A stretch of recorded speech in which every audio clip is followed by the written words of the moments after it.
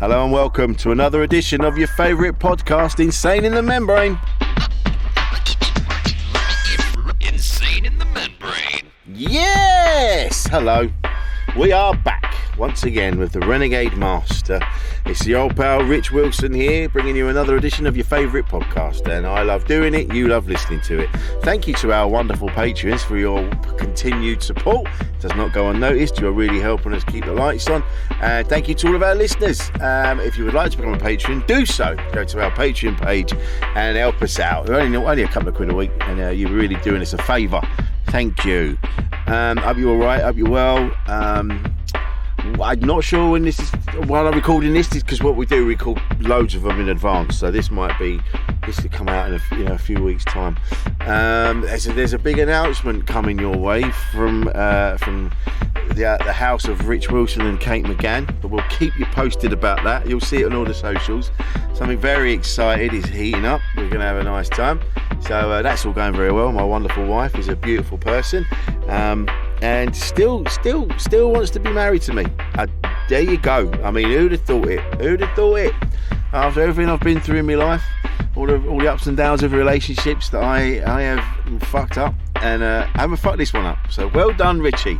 I mean, we're only a couple of years in, but well done. Pat myself on the back there for not being a total dickhead and ruining it. But so there's an announcement coming your way very soon, so keep an eye out on my socials. Hope you're good, hope you're well. I'm just the usual thing, running around making people laugh when I'm not recording this, and that's it really. I think I'll be doing that until the end of time. That's what's going to happen there. So this week I was joined by Ryan Hewitt. Ryan does a podcast. I've got a podcast now from the shed with Ryan. And I recorded an episode with him a little while ago, and then he came to the studio and recorded one with us. So what we're doing this week is a simulcast. So this one's coming out now on Thursday, and then his one will come out on Sunday. I've now time-stamped these, so if you are listening to these out of sync, that's how it was. All right, you're dealing with the future. All right, I don't know when you're going to listen to this. I'm talking to your future you now. All right. So I'm in the past, talking to you in the future, but you're listening to it now, me talking about this moment from the past. All right, mate. That's kind of where the episode went. It went a little bit all over the place because we were talking about all sorts of things, and there are moments where you can get a little bit conspiracy theory-esque, but it's not that at all. You know what I mean? When you start talking about mushrooms and vibrations and things like that, it could take on, people kind of go, okay, these two have taken something, but we haven't. I'll tell you that now. We just enjoy talking to each other. He's a very interesting chap, and so we had a good chat about it all. And let's stop me waffling on, and why don't you just listen to it? How about that? So coming up in a minute is Ryan Hewitt. Insane in the Membrane. Time once again for your favourite podcast, Insane in the Membrane, and this week we are joined in the studio by the mighty Ryan Hewitt. How are you? All good. How are you? Yeah, I'm all right, mate. You've had quite a journey coming down in your classic car. Yeah, all I do is drive these days. Welcome to the world of entertainment, mate. We were talking the other day about someone said to me, how many miles do you do? And my wife bought a car end of last year. And then we took it back to the garage to get it looked at and blah, blah, blah. And the bloke who we bought the car from, he went, "You've done 30,000 miles. I'm like, yeah, that's pretty good. He went, "No, but you've only had the car, not even a year." Yeah. It's just what you do. Yeah, I think you don't even really clock it that much. And then you're like, that's what I do in a Fiat Panda because every mile. Every mile's another rattle. What's it like driving one of them? I've not driven one of them in years. It's so light, it isn't that bad. Yeah. It doesn't have power steering, but it's not actually, it's not like an old classic car. Like on Sunday, me and my dad are going up to Brighton to a classic car, and we go driving in a 1920s kit car, which is... It's a kit car between a Ford Cortina, which is like 1970s, and then the shell of it is a 1920s Pilgrim. Oh, wow. So it's like, the wheel arches and everything like that. Yeah. And that, my dad kind of drives with one arm because the other arm is stuck in. and because it's so small. Yeah. So that, and there's no power steering, and you know when there's no power steering because when you're stationary and you're trying to turn, it's like you're out of breath. But the Fiat is fine. It's such a little car. Yeah. You know, Italian. It's not so bad. Yeah. They know how to make things. My mate had one because he was so tall. He was like Hightower in Police Academy. Just had the front seats taken out. Yeah. Just sitting in the back of it. I used to. It's funny actually. When I went to the hospital years ago, and I used to be a bus driver, but I used to drive the old Route Masters. No one to jump on and off at the back, and they have no power steering whatsoever. So I used to fling them around London. I went to the hospital, and the nurse was trying to find a vein, and she looked at my arm. She went, "Lorry driver." I was like, no, bus driver. She went, I knew it was one of them. Yeah. I went, really? She went, yeah, you could tell by your forearms that you're obviously chucking things around. Yeah. So turning that wheel. Yeah. I tell you what. Destination to destination. Yeah, I remember the conductor I had, this giant dude, never said a word to me except listen for my bell, and that was it. All day, listen for the bell, and he just said ding ding and off. That was it. Never spoke to me. It was lovely. So how you been anyway? I've not seen you since. We bumped into each other at the podcast show. Yeah.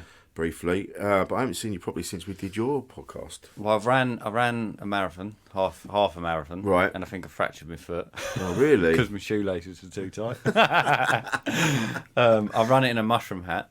Oh yeah, of course. Just because why not? No, it was good. It was good, but that was on the Sunday of last week. Right. So then we had the podcast show. That's right. On the Wednesday.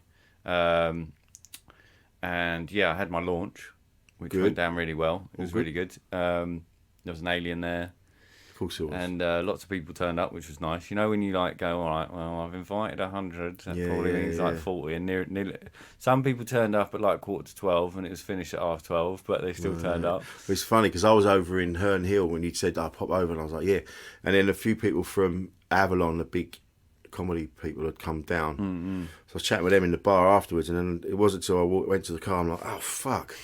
Oh shit, that's too late. Don't worry, I weren't putting you into that category. Yeah. But it was just I suddenly went, oh bollocks, yeah. But no, it's good. I mean, I've been working, doing as many episodes as possible in the podcast world, and just trying to keep the motion going before I have to leave the shed. But I've got 7 months of episodes now. Oh, you'd be fine then. So, but I'm doing another 6 next week. Yeah. I'm just like, why I'm here, why it's there, I might as well do it as much as I can. Get it done. And they see, how it happens. They just start to trickle through. Yeah. And now someone else talks to someone else comes on. Yeah. And now I'm here with you. There you go. See, that's how it works. Yeah. And we don't really, it's funny because most people, when we say where the studio is, they go, oh, I'll do it remote. But you were keen, and I was like, all right. Because I think from being a host as well, and it's like when someone says Zoom, I like the extra pressure, the extra stress of someone coming to the shed and hosting it that way. And then, there's so much energy in a room that you miss through a Zoom, I find. I find it quite difficult, especially if they're different time frame. I had a pod the other week, right? And I fully choked. Oh, really? It was just dry throat. And I had the lights on me as well, but I fully choked. And it was right when she was telling a whole story. Right, and I was just trying, when you're trying to hold it and it's like literally killing you. Yeah. And I was crying. And literally it's one of those moments where you had to leave the room. And then you can hear me in the background. And she's just like straight on her phone, just like not bothered. You'll be fine.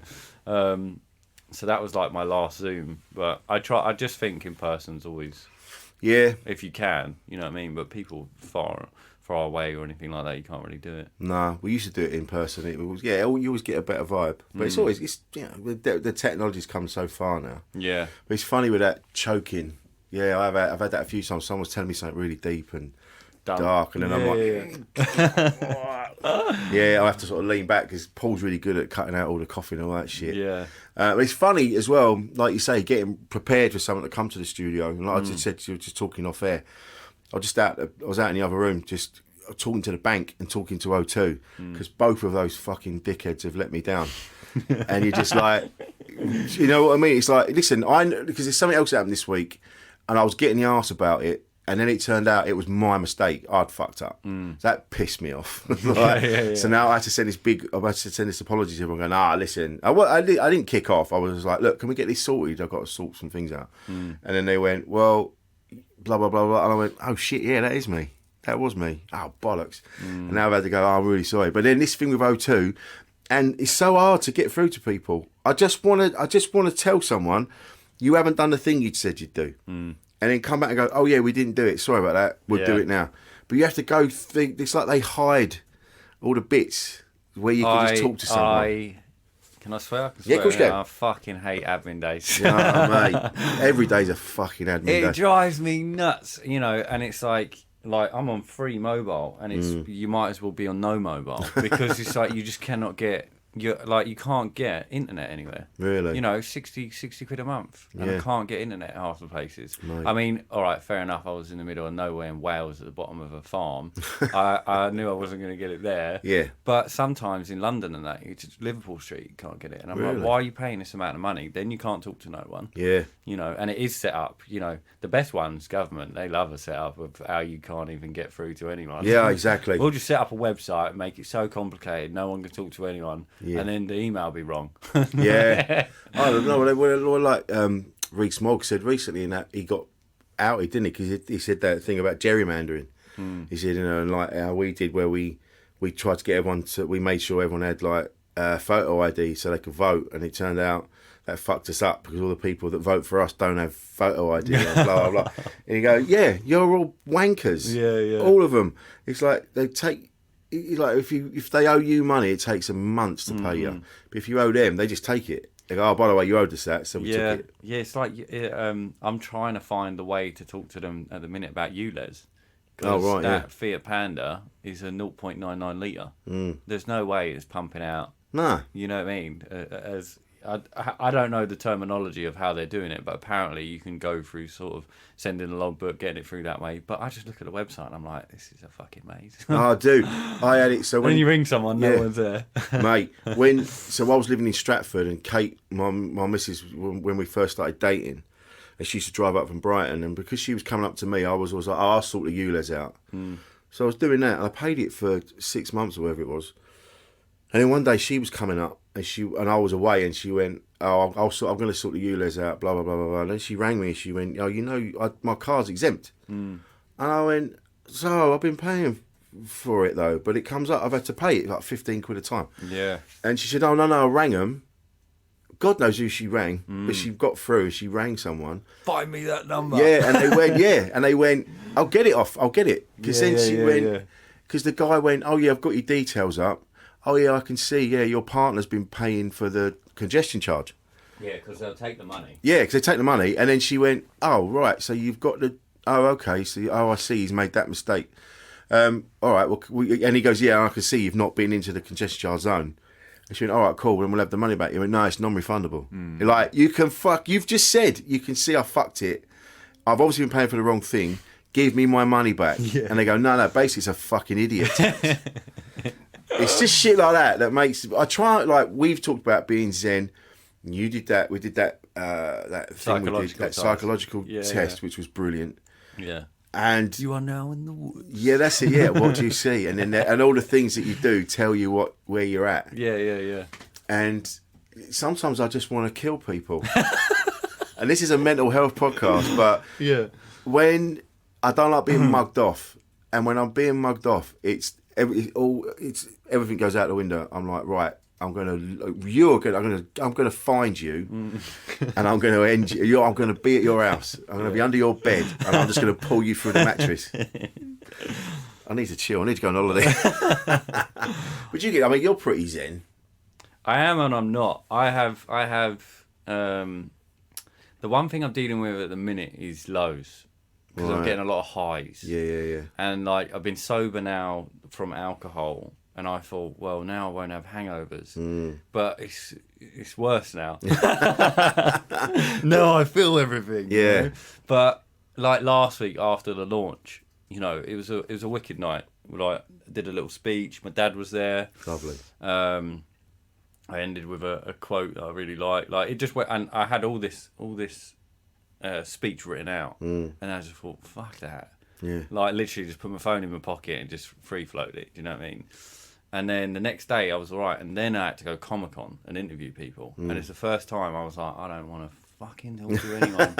Like I still did 13 interviews. Wow. And I brought my mate there as well, who dresses up as a banana. So I was what character is that? Like banana man. It's as simple as it sounds. Yeah, as I said it, I went, hang on a minute, I know what this is. But yeah. he's got charisma. He's a funny guy. He doesn't care, and he was great. So it was good that I had someone else there. But it's the first time, like, from doing good that I felt not good. Right. You know what I mean? Where I'm like, okay, because you know, from being, you know, on stage comedian, sometimes you get that buzz, and then it's like, I'm constantly looking for another buzz now. Yeah. You know, and I don't want that to happen with podcasts and things like that, because Yeah. it's like the conversations are really interesting. But then, where's the next stages? I think someone said ages, a comedian called Dave Longley, I've mentioned this a couple of times on here, and he said people are always trying to find happiness. He said happiness is fleeting. He goes, you get pockets of it. Every now and again you get hit with like happy. What you're looking for is contentment. When you're looking around you go, actually, yeah, everything's all right. This is all pretty cool, which is what I had the other day, until it wasn't. And Till the universe. Went, oh, look at you chilled out. Here, have this Here's to deal some more with. challenges, bro. Yeah, and by the way, that thing you think was someone else's fault, that was your fault, dickhead. Yeah. Because you were too chilled. But yeah, because there's that, because we're very lucky to be in a world where we're achieving things. Like we're working hard, and then we achieve stuff. So we're rewarded and we get that buzz. We go, oh, that was it, yeah. And so now I realised I was trying to get that buzz every single day. Yeah. I'm like, oh, I need to achieve something, and I get that buzz, and but you can't. It's unsustainable. Yeah, that's true. That's probably where I'm at a little bit. I'm like, Yeah. you know, a lot of people just always tell me you need to rest. Yeah, And, you know, but also now I've fractured my foot. I think it's just a hairline fracture, but it's I can tell I can't run on it, and I can't go kung fu. So then two of my main things that kind of my mental rest I'm not able to do right now. Yeah. And then last week was like a fucking whirlwind of just like here, there, everywhere. You know, that bus outside, an alien walking around the podcast show, and every corporate person going like, what the fuck are these guys doing? Yeah. You know, so that was like well out of routine. But then it's like, I suppose to keep zen with me a lot of the time, I don't like to attach myself to outcomes. Right. What will be in that situation. Okay. Otherwise, then you go, I want that to be like that. And then when it's not, you either don't like it or do like it. Yeah. And if you don't attach yourself to an outcome, then it's just what it is. So you're lowering your expectations, do you mean? Or not having expectations at all? Just follow your passion with zero expectation of the outcome. Yeah. You know what I mean? Because it's in the doing of it that you're accomplishing. What the outcome is just the churn of events of what happened. Right. Yeah. And most of the time, it's leading to something else anyway. Well, most annoyance and disappointment, and it comes from the expectations not being met. Yeah, because you've gone, Across I the want board. that out of that. Yeah, and it's like with There's relationships. no proof of that. No, there's no proof. It doesn't, just because you're doing a thing doesn't mean that. Yeah, that will come from that. Yeah. I find that with relationships. I've said that before, where I think a lot of the problems in relationships come from the fact that we have expectations of that relationship, and when they're not met, you go, well, this is fucked. Then this is shit. You go, no. You've expected something and it hasn't happened. That doesn't mean it's shit. It just means you need to look at what you're expecting. Really. Yeah. I found that a lot throughout the years, and I go, oh yeah, my expectation. Minefield, man. Yeah. But it's not lowering your expectations, but being mindful of them, so that you can manage them a bit more, manage your expectations. Yeah, innit? yeah, for sure. You know, yeah. And you were talking about mushrooms. Yeah, Because like mushrooms. we had Eggsy on from Goldie Looking Chain, because Paul's mates with him. Yeah. And he's big on the old mushrooms. We talked about this before. Well, it comes out on yours later on. About that we're all made of mushrooms. Yeah, you are a mushroom having a human experience. Says Darren LeBaron, one of my guys. Yeah. What do you reckon on that? You reckon? Yeah, 100%. But then, you know, I'm a bit of a weird one. Like, people get annoyed because they're like, well, you got to pick a tribe. You got to pick whether you're flat, whether it's round, whether it's space, or it's this.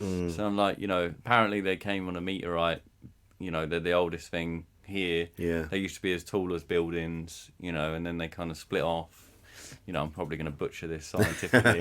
But, you know, what I do find is my connection with them. You know, if I want to, like, recently I've tried all the oils. I've been doing the oils for a while. Yeah. But being sober, you know, a lot of people go, stop drinking coffee or stop drinking alcohol, but then they don't do it enough to really get out of that frequency or out of that state in order to go, oh, I feel like this when I haven't had that. Yeah. It's usually about 90 days or, So I was struggling with sleep. I was just waking up at 3 o'clock in the morning and then just like trying to conquer every business problem I have at 3 o'clock in the morning. It's not going to happen. So I started taking reishi, and reishi is just, they extract it. There's a really good company called Bristol Hungarian. Right. I got Lion's Mane chocolate bars for the event, gave 50 of them away. And reishi, I've just found it. I literally, even if I wake up at 3, I come down and drink a bit and I'll fall asleep again. Oh, really? It just relaxes you. Yeah. So there's definitely, if we are a mushroom having a human experience, it's the most effective oil-based serum I've used that's hit the nail on the head straight away. I don't drink coffee or get tired in the days anymore, and I have cordyceps, lion's mane, and turkey tail. Turkey tail is like really good for the immune system, immune booster. And one of my housemates, her boyfriend came over the other night and he was drinking Lepsit. And I'm just like, that shit doesn't do anything. Fucking tastes nice, but it doesn't do anything. It's just a placebo. Yeah, and it's like, it's just crap over the counter. So I just made a mixture of, and he's met me once, right? So And you're going out like your Yoda and all these potions. She's just gone upstairs and given it to him, but it's like, I put it in water, but it's mainly black. Yeah. So, he's gone round, she's only moved in recently, and then the random guy that like lives at the house as well has gone, we'll have some mushrooms, it'll be great. Next day, I was working out and he didn't want to interrupt me, but she came down and she's like, he feels fine. Snotty and all congested. So, whether he's out on the, some people might say, he's on the out of it, but it literally changed, in a night. And I just find with lion's mane, cordyceps, I don't need coffee. I'm well switched on most of the time. It doesn't give you a stimulant feeling either. No. That's the problem with a lot of things. I find people take a painkiller and it gets rid of the pain. It's ingesting something and not feeling something straight away. Yeah. You don't realise whether it's working or not. Yep. So I'm like, well, how have you done 2 weeks of work without coffee and then 2 weeks with and seen how you are, know? So that's how I've been sort of managing with mushrooms, and then if it's tripping, I'll make an intention, put a blindfold on, put headphones in, and then I'll try and talk through that situation. That's what you're doing when they're doing it through therapy. Right, they're just working and having a conversation with the entity or mushroom or chemicals or whatever you want to call it that's in the body, and they work through the situation. Oh my God. Yeah. Yeah, I was reading about it the other about fungal infections, funnily enough, and it just said, because there was people's toenails go a bit shit, and then they were like, yeah, but that's a sign that something else isn't good. Yeah, you need to if get your nails aren't good, it's not a good one. No, so you got to get yourself checked out. And I was like, oh shit, I better go and get that looked at. Yeah. Check them because it's all in your blood and all your. It's probably fucking up my insides, and I haven't really. Thought about it. Yeah, go get checked. But yeah, it's true. You don't realise what's going on. I think that's as I get older and all. Whereas things I used to be so certain about, now I'm like, actually, anything could be possible. Yeah, we don't really know. I think when you go to school from the age of 4, don't want to go conspiracy or not, but you are taught, memorize, learn, test, fail, pass, and it is a whole model. You are learning certain specific things about the way the world works, and you're being told it, and if you don't replicate that and do it in a test, then you either go back a year or whatever. My brother's doing 30 tests at the minute. He's 15. God. And mainly that's because he's fucked up a lot. So he's got a resit. Yeah. But imagine you had to do 30 exams in 3 weeks. Yeah. It's fucking nuts. Go insane. You know what I mean? So I look at that, and I find I didn't really listen a lot in school. No. So I drew in books and everything else. So I find a lot of my learning was like YouTube, and I built a clothing line off of it. I learned a lot of business from it. You're not taught about tax or anything else in school. So what are you really learning that much? Well, it's all about the numbers now, isn't it? It's all about making the school look good, it seems. So all these kids do all these exams, and then they all pass them, and then they go, oh, this is a good school. All these kids have passed these exams, and then the kids go off into the world and they go, well, what am I going to use all these exams for? What are they for? What do I now what? And then you know, like my lads are 25 and 31 and they're only really now just finding out what they want to do. Yeah, yeah. And it's the same with me. Like, you know, I got into comedy, I got into all this late because as far as I was concerned, all that sort of thing happened to other people.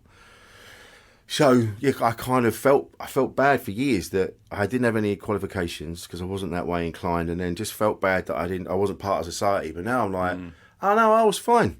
It wasn't me. It was the system that I was placed in. So I think mushrooms from when you're a baby. Well, I mean, that's the thing. Like in the Western world, people are waking up to it now. But you know, if you go to other parts of the world, you know, or even in ancient times, like ancient Greeks, they would have, they wouldn't do mushrooms in that sense. I'm not sure whether they would or not. But if someone was showing sort of signs of what we would call like schizophrenia, or you know, they would call it a divine mentality. Right. So it's people that would show, you know, heightened, you know, a heightened kind of vibration or way of thinking. In the Western world, we would look at it a bit nuts, but then in their culture, it would be more like they would be leaders. Yeah, They're more right. in tune with the way the world works. Well, I guess in this society, it would be seen as not benefiting us. What's or benefiting the system. Yeah. So it's what's more. Then you got to look at like what's more sustainable for a culture or a nation. Is it the way we live over here? You know, people. Is there more illness? Is there more mental problems? Probably. Yeah. There's a lot more. Is our food better? Probably not. You know. So I look at it like, mushrooms in Siberia. The shaman there. This is where like Santa Claus comes from. Oh, really? So, well, some of the way it's been a bit hijacked, but they would wear they wear they wear red and white, right?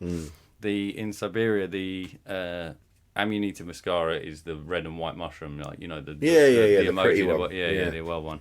And basically they grow underneath pine trees, so Christmas trees, right? These shaman go up, they take them if they're wet from the snow or whatever, they dry them in their stockings over a fire. Right, then also, so they have a conversation with the tree. They'll trip out, have a conversation with the tree, work out what to do. But I've done that. They're very have you? Not on mushrooms. Very I've done wise, it. the trees. But yeah, so then they go back into town, but they're very poisonous. So they usually either the reindeers there eat them, and the reindeers when they eat them get a red nose. So it's Rudolph. Is this true? Yeah, really? It's true. I thought it was Coca-Cola that invented. Well, yeah, they exactly. just nicked You know, it. the lorry, they just nicked it, commercialised it. You know, look at the presents. All the presents are red and white in that sense.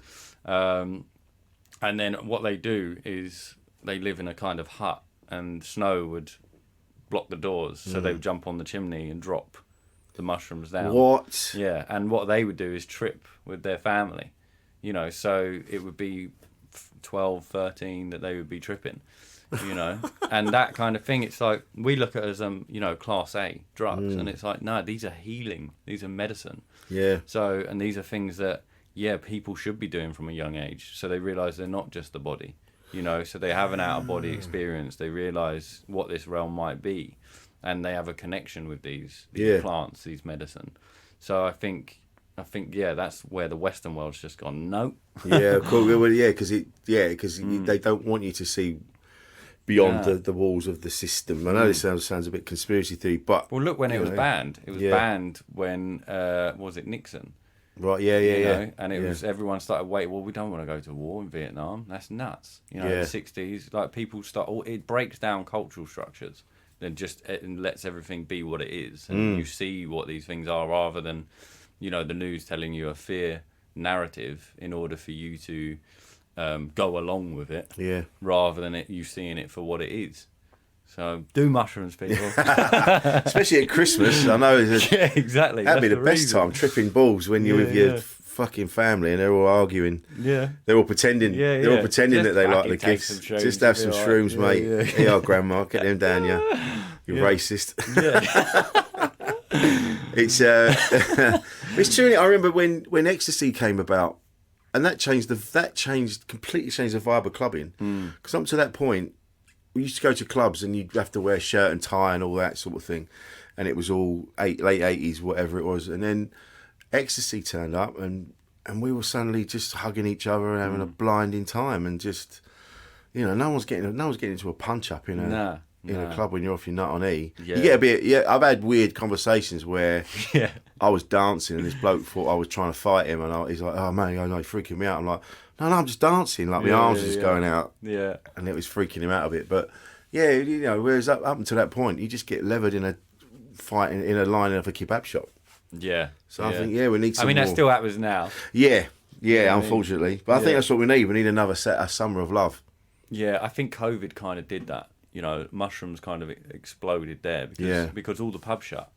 So people are like, well, what can I do? You know, and ordering booze at home, you know, it's not a good idea really. Because you're doing home measures as well. Yeah. You know, you're doing no one's doing like proper. No, it's like 4 fingers of gin. Yeah, are you sure that's 25 mil? Yeah. I just want to get through this day. You know, these pajamas are sticking to me now. Yeah, exactly. How did you find COVID? Loved it. Yeah, really? Yeah, fucking changed my life. It was stressful because I moved back in with my dad, and we have an amazing relationship now, but it was cabin fever. Right. You know, and it was really stressful. And also we sold the house we lived in to the neighbour. So that's why the shed has a timeline. Right. So I signed a 2-year contract with him because I was like, I'm not fucking leaving. I know it's going to be big. I need it, you know. So, and he's a nice enough guy. And my dad's moved to Somerset, and we have an amazing relationship now. But through that time, it was tricky. But, you know, we done a veg plot. I've got rid of all the booze in the house. We looked after each other. And, really? You know, we had a lot of time together. Yeah. So it was nice. And I read books, and I fucking got on fitness, and, you know, I just had a clothing line before that. Yeah. And I wanted out of it anyway. I found it to, you know, making product to sell the product, and then you got to do that on a seasonal basis, and then there's so much competition, and you can't beat the money that some people have to the quality and everything else. And then I was doing festivals, so I was like, you know, Luton vans and basically pull up, build a shop, had staff, had, you know, activations, and it was just like, I was drinking most of the way through it, you know, because it was just so much work on the body as well. Yeah. And then I met an amazing amount of people, but that's where I used to screen print all the clothes from the shed. So then I've been thinking of a podcast for a while, and I thought, fuck it, like COVID is the perfect time, like everyone else. Yeah. I've got no one to talk to. I need to talk to myself. Well, that's what this podcast got us through that, because we were, if I hadn't had this, I don't know what I would have done, because it was a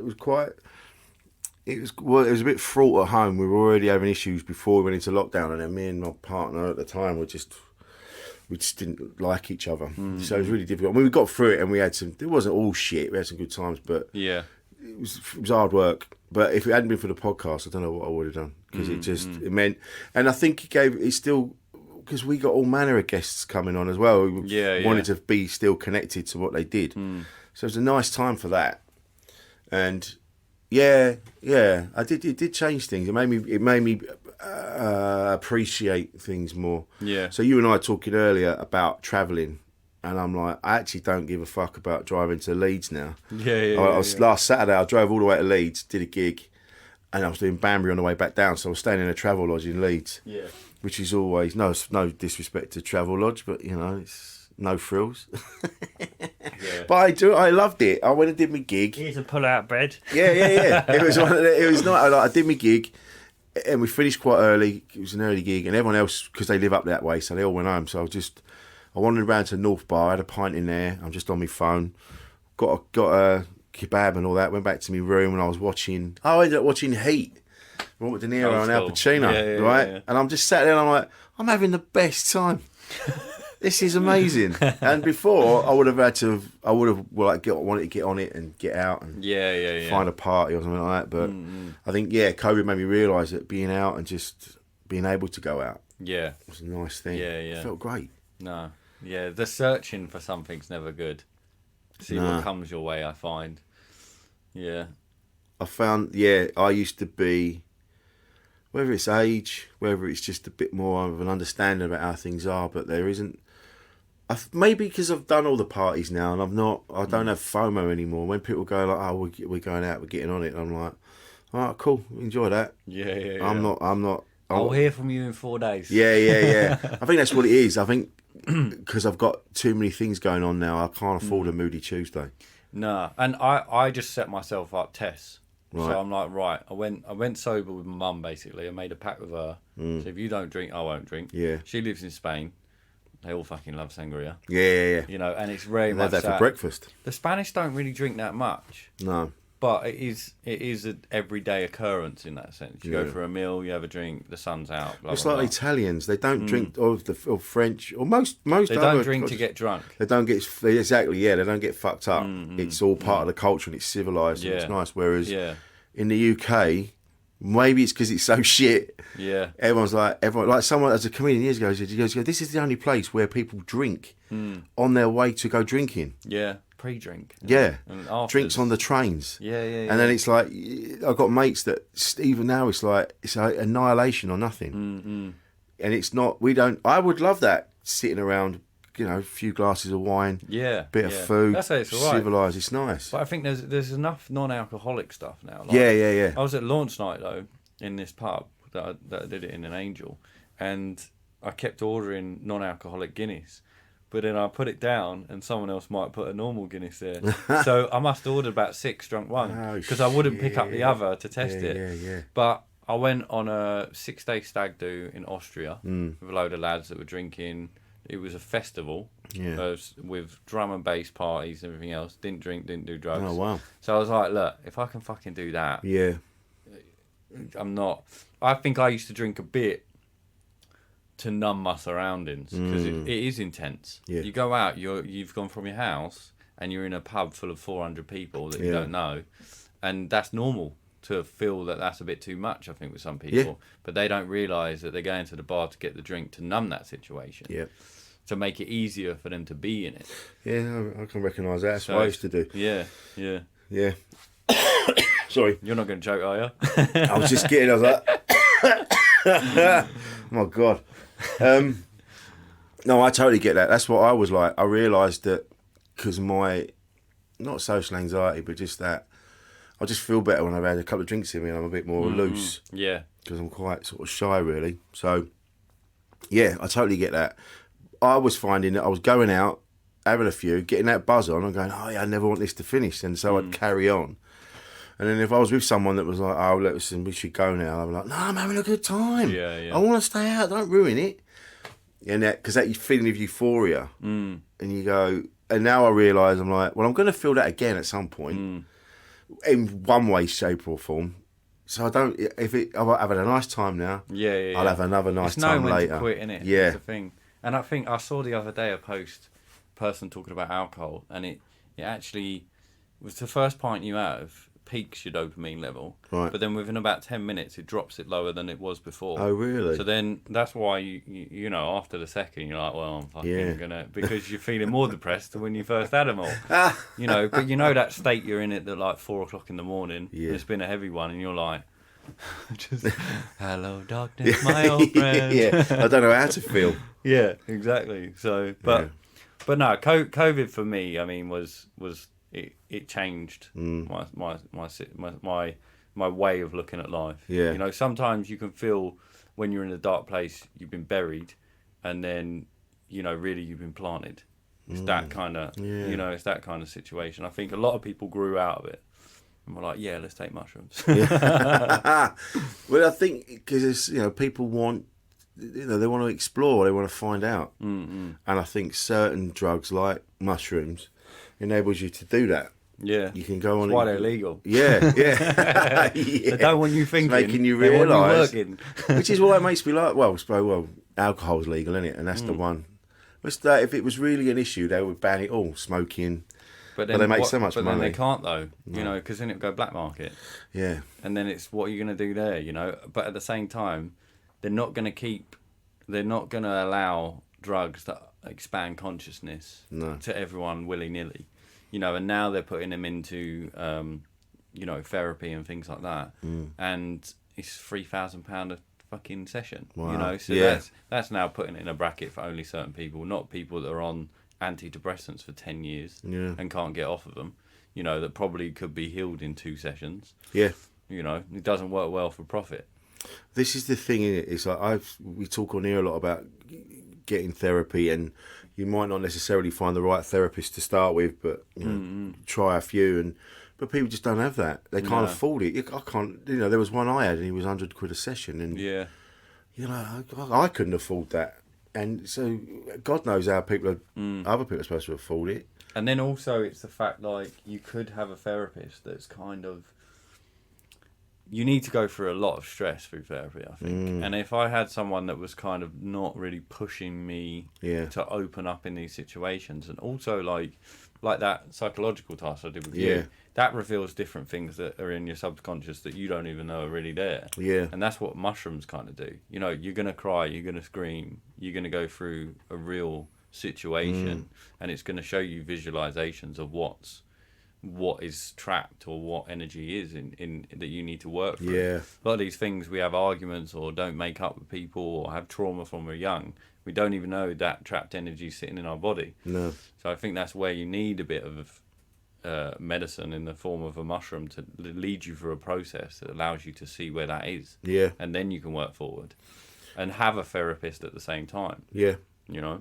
What makes me laugh is that they've now got us to a point where like you and I are talking like this, they'll go, oh yeah, but it's just conspiracy theory nut jobs. Yeah. That's what they do. They kind of, they twist it so they go, oh yeah, well, they don't know. You just stick to the plan. Yeah. Stick to the plan. Don't listen to that. Just keep the modern slavery system going.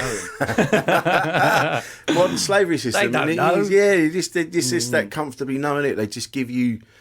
When it used to be, they give you just enough, but now they don't even do that. No, or they tell you what they're doing just so you know, and they do it anyway. Yeah. But it's like, it's funny, I saw Keir Starmer in the pub the other day. Did you? Yeah, I popped into the King's Head in Crouch End, and listen, anyone listening, I don't know if that's where he drinks all the time. That's just where he was this time. We're not outing him. Just saying. Get your eggs ready. Yeah. And I didn't even see him initially. I went downstairs because there's a world famous comedy club in there. So I went downstairs. So I hadn't seen him for a while, having a bit of a chat, and then one of the acts went, Keir Starmer's upstairs. And I was like, you're fucking joking. Yeah. And as I was walking, I went, look, I've got to go pick up my missus. And as I was walking out, I'm like, I'm going to say something to him. Yeah. So, and then he was in a booth, and the way he was sat, he obviously didn't want to be seen, so he sort of wedged in, and they were all having this discussion. And I thought, I can't go just barreling over going, Starmer, sort yourself out, mate. Let's have that 350 million for the NHS. Let's have this, let's have that. And I was like, I'd look a mental case if I did that. I'd be on the news. Yeah. So I'm glad. Should have done it. I should have, yeah. When I got in the car, I went, I should have just done it anyway. But he's another Tony Blair. Of course he is. Well, now he's saying that we're going to make Brexit work for the people. We're like, what? But then it's just keep the motion going. Yeah, you know what I mean? You know, anyone that tries and does good. I voted for one person, and that was Jeremy Corbyn. You know, and I only voted for him because he's obviously a charity worker in the wrong gang. You know, and it's like, you know, it's just the Sun. If any of the papers are going to go fully against them, well, they're speaking up against the narrative that the papers aren't pushing. Yeah. So how I look at it with him, I didn't think he had a hope in hell anyway, because he's for the lower class of people in a sense. You know, and he tries to help. You know, I know that he. One of my old housemates is friends with his son, and every Christmas he does food on Christmas Day for the homeless. You know, he does the work. Yeah. You know, and I look at, rather than what a narrative is telling me in a newspaper, look at the facts. Look at what these people are actually doing. Like, facts over feelings. That's the thing. So, but after that, I gave up with it, because I think, you know, well, you got to vote, and it's like, well, it doesn't fucking matter. It doesn't fucking matter. You know, that at the end of the day, if you want to change politics, you got to take the money out of it. Yeah. You got to take the lobbying out of it, because they're always going to be coerced to doing things for mad pay packets. They should work for the people and do what the people want, but they don't. Well, that's why they're there in the first place. But as you say, they've all been corrupted now, and it's all about money. It's just, there aren't any politicians now. They're all businessmen. Yeah. Or business people, and they are. Rishi Sunak doesn't know how to even use a fucking debit card. Rishi fucking Sunak. He said modern day slavery system. Yeah, right. Yeah, he said it. He said it, but you know, he must have thought, "Oh shit, I'm in the wrong room." They're so used to spouting shit. Yeah, exactly. It's yeah. I think I was talking to somebody the other day, and we were talking about. They said, "Oh, people start starting to feel like they've actually got the arse, and they're actually standing up." I went, "Yeah, because it's not just the working classes that it's affecting now; it's everybody." Yeah, yeah. And once it starts to affect people being in other classes, that's when changes start to happen, because they go, "Hang on a minute, you can go fuck yourself. I can't afford the school fees, or I can't afford to the childcare fees." Yeah. So now it's like that's when change happens. Other than that, up to that point, no one gives a shit. But I've been to protests and things like that. I've interviewed people and things like that. And then, you know, sometimes I look at that, like, I interviewed this one woman and she was like, you know, it was the coronation. Right. And that was a funny one because I was there and I got a mushroom hat on, got a banana man filming. It was raining, you know. It was and you weren't the most stupidly dressed people there. No, exactly. I interviewed Jimmy Savile.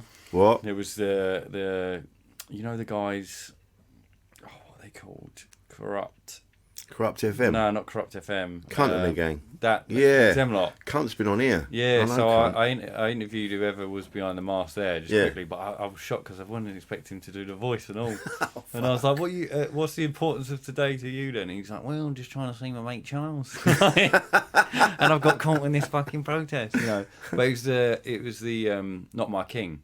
Right. Lot. So obviously controversy, they're the people I want to go and talk to. And I tried to get you know, a vast amount of interviews that showed people that were royalists, people that weren't royalists. Yeah. But I can tell you what, the people that were royalists were the rudest people there completely. And usually when I'm at a protest, you have a community basis where everyone's sort of going for the same motion. Yeah. Obviously this is different. You got people that are for the king and then people that were very much, you know, against the king. Yeah. But I'm just interviewing them, right? And some guy's gone, cunt, like straight into my ear. Wow. And then they're throwing stuff at them. And, you know, I'm not a royalist or, you know, up for the monarchy or things like that. But I'm also not really going to go out and protest Not My King because I think it's not really going to do. But there weren't a lot of them. There was about 100 of them, you know. And then they ended up at Buckingham Palace. Yeah. And they were kind of surrounded and they were getting a lot of abuse. All the press were there just around them. You know, and obviously being British, a lot of people will find it disrespectful. But this one woman as well, when you catch them on the spot, she was like, you know, if we did this right, we could have David Attenborough a little while ago. And I was like, and now, David Attenborough in the woods, looking after the country, you know. And I was like, well, he still kind of eats what he looks after. And she was like, yeah, well, but it's like, that's your kind of fact. Like, you're throwing, you know, David Attenborough into, you want in the same system. You know, like, so I don't see a protest for that. I feel like it's a bit, where's the solution? Yeah. You know, you're better off being inventors, all of you going together, starting a new community, and then going, right, this is how we should do it. And then you come up against it. But standing on the street, I find it's... Yeah, it's like the... how much does it work, you know what I mean? It's like the Extinction Rebellion. You kind of go, I see your point, but... You're not going to make any changes by stopping people in Essex getting to work. No. You're just going to piss people off. And they go, yeah, but that's the point. You go, yeah, but it doesn't affect the people that it doesn't affect the people that are the ones destroying the place. Yeah. You know, we're all kind of, we're sort of victims of it. We all got pumped again. That system where we're all consumers, and they go, this is how you're supposed to be a decent citizen if you do this, this, and this. And they're going, and it's like, yeah, but because we listen to them, and now we've got to go, hang on a minute, you were chatting shit, and they're like, it's tough, you're in it now. But I don't know, like fucking up the snooker. Not that I'm into snooker. I saw that, yeah. I mean, what it does is obviously it's advertisement. Yeah, it gets you talking raises about awareness, the you know, oil, but we're all being, you know, ULEZ is not just ULEZ. You know what I mean? It's okay. Can we put, you know, can we get rid of all these cars? That's kind of what's going to happen. Yeah. Can we turn it into electric self-driving cars, like Jim Carrey said, where, you know, you owe £600 in parking fines and you get in it and it drives you straight to a police station? You know, where is it going to be if the bus drivers, or there's now, if buses can, you know, if we're all on a credit system, everything's crypto, everything's, you know, Coinbase and digital currency, then where's it really going? That's what you got to look at in 10 years. How much, if there's this much control through a virus that can lock you up in your house for your safety, then how much more control is there when the vehicles are controlled by a government or anything else? Yeah. You know, so I look at like where it's going now. Most people would be like conspiracy, but you know, we don't really know. There's no formula. It does seem funny that people put so much faith in our government being clever enough to control us on all levels. When you go, they couldn't even hide the fact that they had a party when we were all locked indoors. And they are all fucking idiots. Which then you think, well, obviously the people up front that we see, like the politicians, and that aren't really the ones making all the decisions. It's like this murky mob. But in the background. also, like look at Boris. Like he has, we're so political today. he has proper fucked up hair every time you see him. I guarantee they ruffled his hair like that. You think so? So he looks cool. So he looks stupid. He plays the clown, innit? He plays the clown, but then he through the back doors. You know what I mean? He's doing a lot. I think it's an upper class haircut. There's people I know that have that. They just have their hair cut short. There's people I know that went to public school and like that, and it's not a style. Yeah, it's just that they've had a short back and sides, and they don't touch it for another 6 months. Yeah. And I think that he's not an idiot, not in any way, shape or form. No, and I think as well, every part of the world has different problems. We have, you know, I can still go to hospital and check out this foot, without paying for it. You know, I can. The majority of everywhere in England's clean. Yeah. You know, we've got near enough okay tap water if you filter it. You know, it's like the structure of this place allows me to be creative. It allows me to not worry about having to do simple things like going to find food every day. Yeah. You know, so, you know, that's where I stay out of politics in that way, because really you're just arguing amongst yourselves, and that's what they kind of want. Yeah. You know, there are a lot of benefits to being here for sure. But I still want to get in a van and go off grid. Yeah, I had that yesterday. I was just like, fuck this, fuck everyone. I have it now and again. Just, I get a bit overwhelmed and I go, I'm going to go and live in the woods, fuck it. And then, you know, then I'd get fucked off with that. I'd get annoyed because I constantly have animals around me, right? So last night I drove into my house and it's a fucking hedgehog being chased by a baby fox. Oh, wow. Then in the daytime, there was a fish head in the garden. I was like, there's foxes living behind the shed. Yeah. So there's always random stuff. So have they got into someone's koi carp pond and helped themselves? To be honest, it didn't look like a fantasy fish. Oh, really? It was about a hand size, the head, but you know, it looked like someone's cut that bit off and he's found it in a bin. Ooh. But I'm just like constant fucking animals. It's funny because where you live isn't countryside. No. It's in where it was at Enfield or whatever it is. Yeah. And then you live on the end of like the cul-de-sac. I think that's what it is, because there's a big tree line. Yeah. So there's lots of birds all the time where I live, and then the foxes must be behind there. I think she's just popping them out yearly, because there's another baby now. Maybe you're just like Dr. Dolittle, because you're so zen. Like when you wake up in the morning to the windows open, and all these sparrows and that come in and help you get dressed. Well, I think we do put out a vibration, and I was looking into bees the other day, right? Yeah. Bees actually, their wings, actually, the sound that it puts out, the frequency and vibration that it puts out, actually creates the molecular structure of the honeycomb. Really? So the shape of it is created by them humming. So, and apparently that's at about 540 hertz, which is a really good healing frequency. Sound frequency is a big thing coming out now. It's been around forever. Yeah. And you can actually go into like huts where they've got bees underneath in their own, you know, where the honeycomb is and everything else, so they're working away, and you lay on top of it. It's meant to be really healthy for you. You know what I mean? They'll fucking sell anything. I mean, wait, look, just build a hut and tell them this. I'm waiting for in the probably not too distant future where they turn around and go, actually, bees are terrible and we don't need them. Don't need them. Fucking the planet up. Well, you know, it's always save the bees, but it might not just be the the ecosystem. It's also that frequency is pretty good for us. I need to find out now. Sounds nuts, but it's that makes sense. Like we are all vibrations. Yeah, vibrating at different frequencies. Frequencies. Yeah. I think that it is a the constant sound. So, you know, yeah, and that's why we're always freaked out when you hear. Have you heard proper silence? yeah, they're not lately.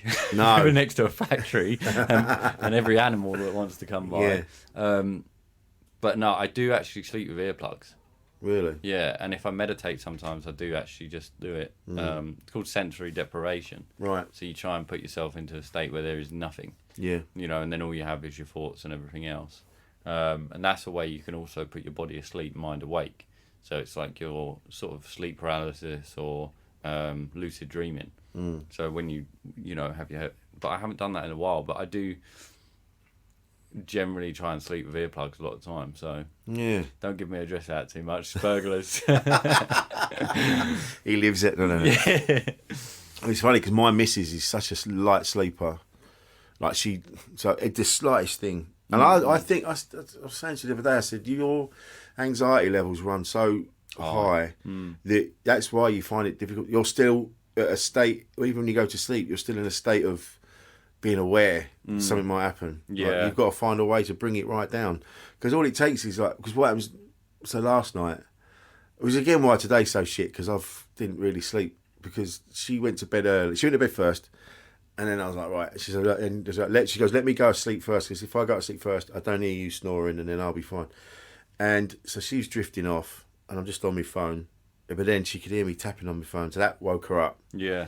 And then she's like, oh, for God's sake. And then I was like, all right, fine. And then I switched it all off, and then she went off. And then I got up in the middle of the night because she said something else, and then she's always chatting as well. And I just went and laid on the sofa. And then this morning she was like, you all right? I went, I'm knackered. It's just I'm awake because I was aware. Yeah, and she's like, oh yeah. So we got to figure out a way of, so maybe she does have earplugs. I think they fall out. She's always moving around. For me, I use, I try and go to bed sort of the same time. Right. But I know it takes me about half an hour to wind down. Yeah. You know, if you're looking at blue screen past 9 o'clock, you're keeping yourself up, basically, you know, your phone, anything like that. And also, if it's anything stimulating, then you start thinking more. The mind just starts, okay, we're working again. You know, so I try and not do that. But I use this like Robert Monroe. It's basically white noise. Right. So it's like, it kind of sounds like a continuous shepherd's tone kind of thing. Yeah. But then it uses a thing called hemisync, which is 2 different sounds in each ear, and that aligns your brain, your left side and your right side. So it's hemisphere syncing, and that's kind of like you're not in hypnosis, but you know, you're kind of just in a very relaxed state. And then I do another thing, which my housemates probably hear and thinks a bit weird, but it's called resonant breathing. Okay. So you just breathe in, and then you just breathe out. But while you're breathing out, you hum, and it relaxes the body. So it's just like a. Can you imagine walking past my room? What's he doing? Is he lifted off? Is he humming on his own balls? But I do that for like 20 minutes. Yeah. 20 minutes, half an hour, and then in the there's sort of 4 things I do at the start, which is the resonant breathing, affirmation, like the idea is to put your body asleep and your mind awake. So I kind of astral project or fly around or whatever, go in the imagination. Who knows where you're going really?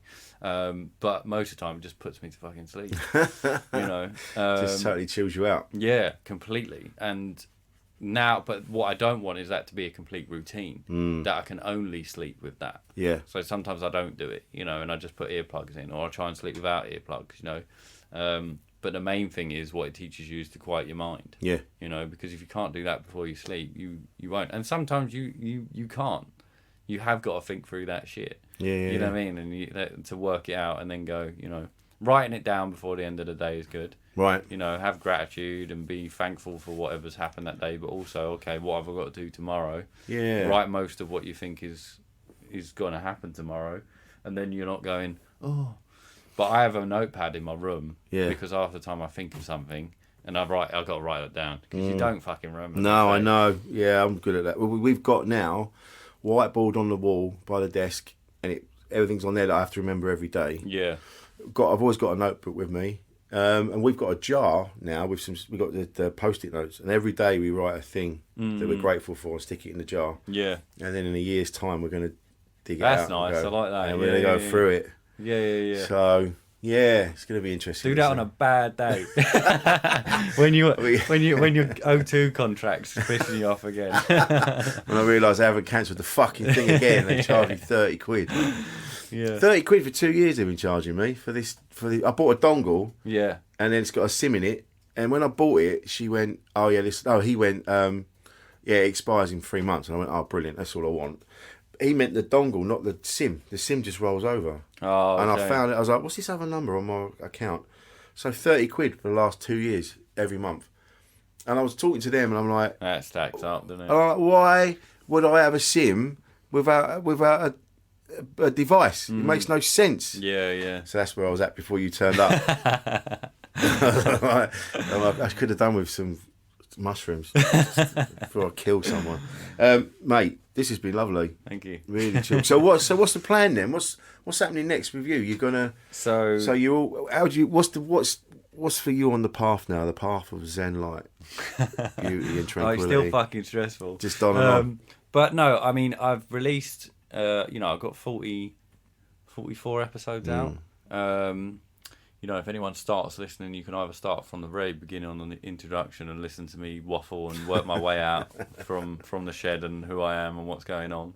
I have solo pods, which is, I've done one on love, done one on being sober. And that sort of navigated me towards, through people messaging me, can I turn this into sort of I hate the word life coach, but how can I help and turn this into a viable situation where it's not just someone listening? Can I, have a place where people could come to and talk about being sober or things like that? Can I help? So I think that's a long-term thing of what I'm looking at. But in the meantime, I've got episodes are going to be out now every Sunday. We've got 3 out at the minute, which is one's a guy called Daniel Anker who goes into a hypnotic state or a gamma state, and it's called channeling. Okay. And he basically channels a being called Bashar. Right. So it's a very, very out there episode, but he does seem like he's talking a lot of sense. Yeah. And he's done it for 40 years. Muslims do this as well. They not do this, but they've been known to call them jinns. Oh, So there's certain, channeling's been going around for a very long time.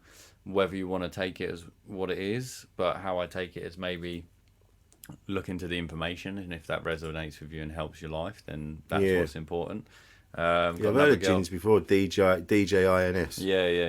Yeah. I'll leave the spelling up to you. But I've got another one with Reed Amber, who's got a podcast called Come Curious and Fucks Given. That's all around the taboos of sex and pornography, addiction around pornography, foot fetishes. I've got no secrets after that one. I'm fucked. I've had, mate, the amount of stuff I've given out on here, everyone knows all about me. It's all over. Yeah. And you go, but that's good then, because then later on, people go, oh, do you know he's into that? I go, yeah, he said that on episode 17 about blah, blah, blah. Fuck, when did I say that? Better to be all out, man. Yeah. Because the thing is, you're not Schofield. No, he's fucked. Fucked. It's the rest of them that come out. Yeah. So episodes every Sunday, 5 p.m. in the shed with Ryan. Cool. And I'll be moving out into a lorry shortly. Oh yeah. In September. You gonna take all the animals with you? Yeah, they'll probably come. Noah's Ark. Yeah. Come with me now. Yeah. Ryan, live from the Ark. Yeah, exactly. I look forward to that. Thanks for coming down, man. Appreciate it. I loved it. Where can we find you on social media? Everything is in the shed with Ryan. Yep. Yeah. Cool. TikTok, if you want to see some embarrassing interviews and everything else. YouTube is where all the long form and short film is. Yep. And then if you're a listener, Spotify, Apple Music, every other listening platform, really. Beautiful. It's all there. Well done, mate. Lovely. You did it. Thank you. Good luck going back in your 1993. Was it 93 Fiat Panda? Yeah. It's Pandora. funny. Is it? Yeah. That's what I call it. But it's funny how those cars now, cars that I grew up with, cars that we wouldn't have looked twice at when I was growing up, people are seeing them as classics now. Yeah. I get people that like staring at me, and then they'll be like, "Don't ever fucking sell that." That's why we've got my wife's car now. It's a Vauxhall Astra, but it's like 12 years old, but it's a convertible, and I keep saying to her, like, just hang on to it. Yeah, just hang on to it, because you never know. She's like, it's a pile of shit. I'm like, no, it still goes. It will go. I mean, ULEZ might be a bit of a trouble. Yeah. So I'm going to go and live in the woods anyway. So. Yeah. Cheers, mate. Been lovely. Thank you, mate. Oh, hey.